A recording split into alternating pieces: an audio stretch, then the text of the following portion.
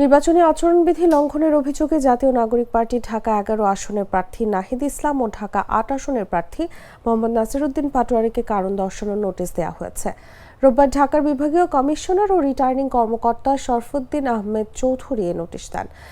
নাহিদ ইসলামকে দেয়া নোটিশে বলা হয়, আসন্ন ত্রয়োদশ জাতীয় সংসদ নির্বাচন উপলক্ষে ঢাকা ১১ আসনের একাধিক গুরুত্বপূর্ণ স্থানে আপনার নিজের বিশাল আকৃতির রঙিন ছবি ও ঢাকা ১১ উল্লেখপূর্বক দেশ সংস্কারের গণভোট হ্যাঁ এর পক্ষে থাকুন স্লোগান সম্বলিত বিলবোর্ড রিটার্নিং অফিসারের দৃষ্টিগোচর হয়েছে, যা জাতীয় সংসদ নির্বাচন আচরণ বিধিমালার পরিপন্থী।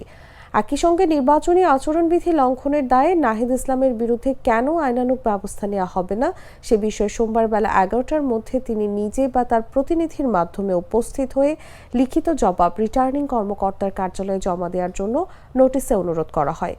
অন্যদিকে নাসিরউদ্দিন পাটোয়ারীকে নাহিদ ইসলামের নোটিশের মতো এই চিঠিতেও নির্বাচনী প্রচার শুরুর সময়ের বিষয়টি উল্লেখ করে নাসিরউদ্দিন পাটোয়ারীকে ১৯ জানুয়ারি সকাল ৯:৩০টার মধ্যে সব বিলবোর্ড অপসারণের জন্য অনুরোধ করা হয়।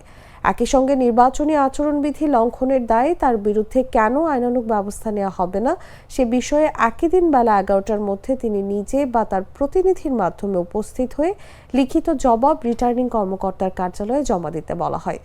নির্বাচনী তফসিল অনুযায়ী আগামী ১২ ফেব্রুয়ারি ত্রয়োদশ জাতীয় সংসদ নির্বাচন ও গণভোটের ভোট গ্রহণ করবে নির্বাচন কমিশন।